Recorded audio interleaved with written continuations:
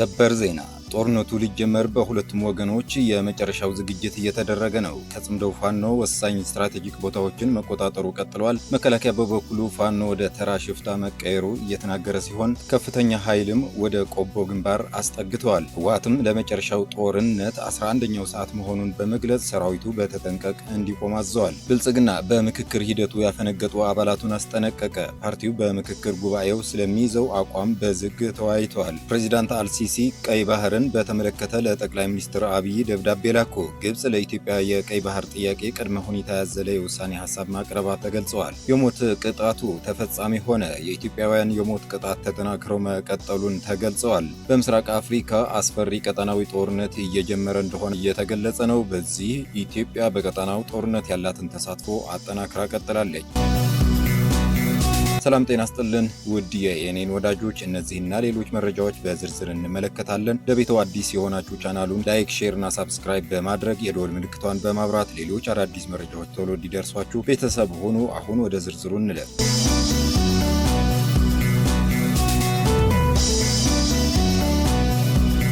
ህወሓት፣ ፋኖ፣ ሸኔና የአፋር፣ የሶማሊያ፣ የቤንሻንጉልና የኤርትራ፣ የሱዳን ኃይሎች ጠቅላይ ሚኒስትሩ የሚያዙት የመከላከያ ጦር ላይ በቅርቡ የተቀናጀ ጦርነት ሊከፍቱ ነው። ጠቅላይ ሚኒስትሩ ላለፉት 5 ዓመታት እንደታዩት ከመርህ ይልቅ ፖለቲካን አማራጮችን በማየት ይታወቃሉ። በዚህም ምክንያት እስከ መጨረሻም ይዋጋሉ ወይስ ከሀገር ይወጣሉ ወይስ እሳቸው እንደ ፋኖ፣ ሸኔ የተወሰነ አካባቢና ወረዳ በመቆጣጠር አርበኛ ሆነው ይሸፍታሉ የሚለው ውይይት በሶሻል ሚዲያው ላይ እየታየ ነው። የጽምዶ ጥምረቱ ተጠናክሮ በቀጠለበት ወቅት አብይ ሰራዊታቸው ከህወሓት ፊት ለፊት ለመግጠም በወሎ ቆቦ ግንባር ህወሓት ወደ መሸገበት ስፍራ እያስጠጋ ይገኛል። በአምባሰልና ማርያ አካባቢ የነበረው የመንግስት ሰራዊት ከነ ሙሉ ጦር መሳሪያው ወደ ቆቦ እየተጠጋ ነው። በአፋር አቅጣጫ በርካታ የሰው ኃይል ወደ ዞብል፣ ከለዋና እዋን መናፈሻ ተጠግቶ ሰፍረዋል። እንዲሁም በአፋር ዲቸቶ አካባቢ ወደ ኤርትራ አቅጣጫ በርካታ የሰው ኃይልና የጦር መሳሪያ እየሰፈረ ነው። ይህ እንቅስቃሴ በ3 ቀን ብቻ የተደረገ እንቅስቃሴ ሲሆን ትላንት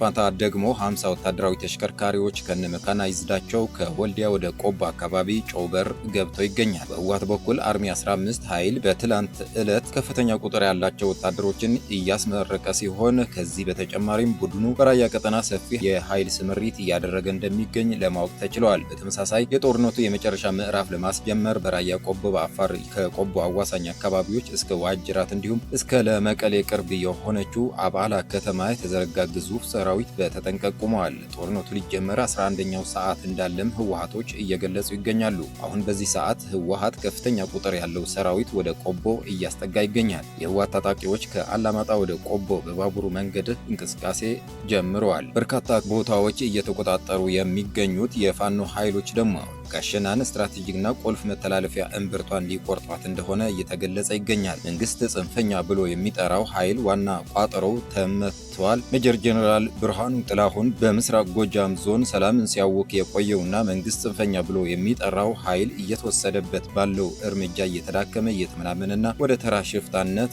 የወረደ መሆኑን የ6ኛ እዝ ዋና አዛዥ ሜጀር ጀነራል ብርሃኑ ጥላሁን ገልጸዋል። ሜጀር ጀነራል ብርሃኑ ጥላሁን ከሰራዊቱ ከፍተኛ አመራሮች ከጸጥታ አካላት እንዲሁም ከዞንና ከወረዳ የስራ ኃላፊዎች ጋር በደብረ ማርቆስ ከተማ በተካሄደው ውይይት ላይ በመገኘት አሁናዊ የሰላምና የጸጥታ ሁኔታዎች ገምግመዋል። የቀጣይ የስራ አቅጣጫዎችም አስቀምጠዋል። ብልጽግና በምክክር ሂደቱ ያፈነገጡ አባላቱን አስጠነቀቀ። ፓርቲው በምክክር ጉባኤው ስለሚይዘው አቋም በዝግ ተወያይቷል። እየተካሄደ በሚገኘው አወዛጋቢ የሀገራዊ ምክክር ጉባኤ የእረፍት ቀን እሁድ ዕለት ስብሰባ የጠራው ብልጽግና ፓርቲ በምክክሩ እየተሳተፉ የሚገኙ አባላቶችን ሰብስቦ መዋሉ ተገልጿል። የብልጽግና ስብሰባ የተካሄደው ምክክሩ እየተካሄደ በሚገኝበት አዲስ ዓለም አቀፍ ኮንቬንሽን ማዕከል ሲሆን የፓርቲው አባል ለሆኑ ተመካካሪዎች አቅጣጫ የተሰጠበት መሆኑን በስብሰባው የተሳተፉ የብልጽግና አባላት ተናግረዋል። ከዚህ ቀደም ከተሰጡ አቅጣጫዎች ወጣ ያለ እንቅስቃሴ አድርገዋል ያላቸውን ተመካካሪዎች ማስጠንቀቃቸውንም ምንጮች ተናግረዋል። በተለይ በአዲስ አበባና ድሬዳዋ ህጋዊ አቋም ዙሪያ በብልጽግና ፓርቲ አባላት ለሁለት መከፈላቸው በእሁዱ የፓርቲው ስብሰባ ትኩረት ከተሰጣቸው አጀንዳዎች መካከልም ይህ ጉዳይ አንዱ ነው ተብለዋል። በአመራር ደረጃ ያሉና አዲስ አበባ የኦሮሚያ አካል ትሁን የሚለው አማራጭ የደገፉ የፓርቲው አባላት ወቀሳና ማስጠንቀቂያ እንደደረሳቸው የገለጹት ምንጮች በዚህ አቋም አቋማቸው የሚቀጥሉ አመራሮች ከቦታቸው እስከ መነሳት የሚደርስ እርምጃ ሊወሰድባቸው እንደሚችል እንደተነገራቸው ጠቁመዋል። የፓርቲው አባላት አዲስ አበባና ድሬዳዋ ከተሞች የፌዴራል አካል ይሁኑ የሚለውን አማራጭ በመደገፍ እንዲንቀሳቀሱ ግልጽ አቅጣጫ መሰጠቱን ያረጋግጡልን ምንጮች በተዋረድ ያሉ አመራሮች የአቅጣጫውን አፈጻጸም እንዲከታተሉ ትዕዛዝ እንደተሰጣቸው ተናግረዋል። ፕሬዚዳንት አልሲሲ ቀይ ባህርን በተመለከተ ለጠቅላይ ሚኒስትር አብይ ደብዳቤ ላኩ። ግብጽ ለኢትዮጵያ የቀይ ባህር ጥያቄ ቅድመ ሁኔታ ያዘለ የውሳኔ ሀሳብ ማቅረቧን ተገልጿል። ግብጽ ኢትዮጵያ ወደ ቀይ ባህር ለማድረስ የምታደርገውን ጥረት ለመደገፍ የሚያስችል አዲስ የውሳኔ ሀሳብ ማቅረቧን አህራም ኦንላይን ዘግቧል። ኢትዮጵያ የቀይ ባህር ተደራሽነት ከጎረቤት ሀገራት ጋር በድርድር እንድታገኝ ግብጽ ለመርዳት ፈቃደኛ ብትሆንም ኢትዮጵያ በታላቁ የህዳሴ ግድብ ላይ ያላትን አቋም ማለስለስ አለባት የሚል ቅድመ ሁኔታ አስቀምጣለች።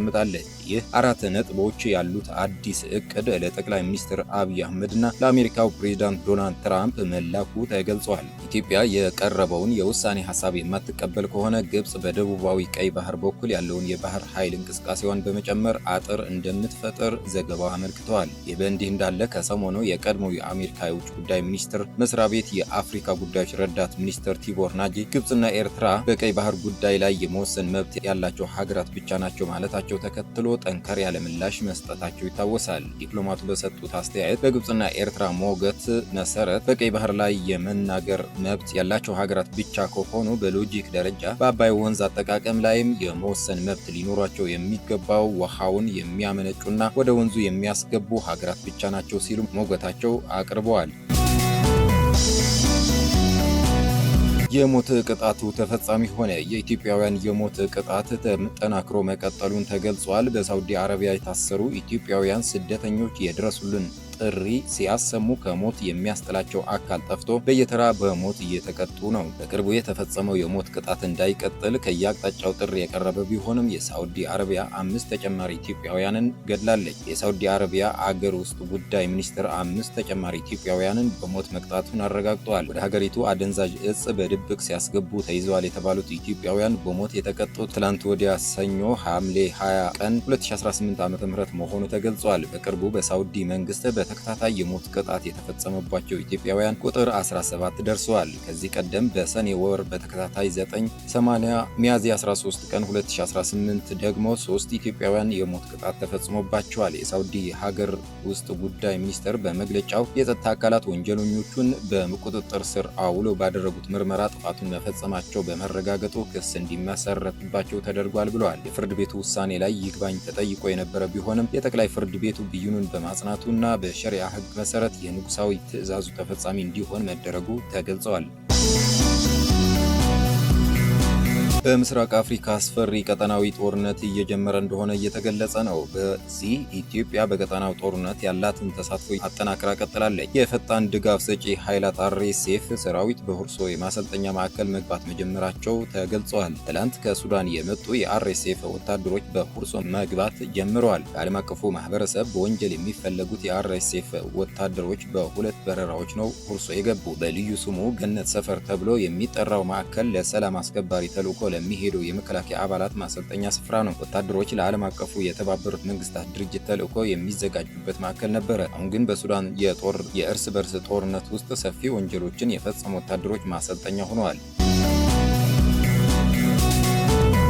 ኤርትራ እንደ ሀገር አሁን በሚፈጠረው እየፈረሰች ነው ተባለ። አስመራን ጨምሮ በመላው ኤርትራ የከፋ መሰረታዊ አገልግሎቶች መዋቅር መፈራረስና አስደንጋጭ ቀውስ መከሰቱ ተነገረ። የቀድሞ ሻዕቢያ ታጋይ እና በኖርዌይ ዩኒቨርሲቲ ተመራማሪ የሆኑት ዶክተር መሐመድ ከኤር ኡመር እንደተናገሩት በሀገሪቱ የከፋ የንጹህ መጠጥ ውሃና የኤሌክትሪክ እጥረት ተባብሰዋል። ነዋሪዎችም ውድና ጨዋማ የሆነ የቦቴ ውሃ ለመግዛት ተገደዋል። ከዚህ በላይ እንደ ፓራስታሞል ያሉ መሰረታዊ የህመም ማስታገሻ መድኃኒቶች እንኳን በሀገር ውስጥ ጠፍተው ጥቂት ክኒኖችን በቤት ውስጥ ማግኘት እንደ ትልቅ እድል የሚታይበት አሳዛኝ ደረጃ መድረሱ ተናግረዋል። የኑሮ ሁኔታው ይህን ያህል እየተባባሰና የሀገሪቱ ወደ ማጥ እየገባች ቢሆንም የሻዕቢያ ስርዓት የውትድርናና የግጭት ፍላጎት ከተውንም ቀንሷል ሊባል አይችልም። ለብዙ ኤርትራውያን አሁን ላይ ትልቁ የህልውና ስጋት ውጫዊ ጠላት ሳይሆን የፕሬዝዳንት ኢሳያስ አፈወርቂ ፖሊሲዎች መሆናቸው ተመራማሪው ጠቁመዋል። ይህ እጅግ አሳሳቢ ሁኔታም ኢሳያስ በገዛ አምሳላቸው የሰሯትን አገር በራሳቸው እጆች እያፈረሷት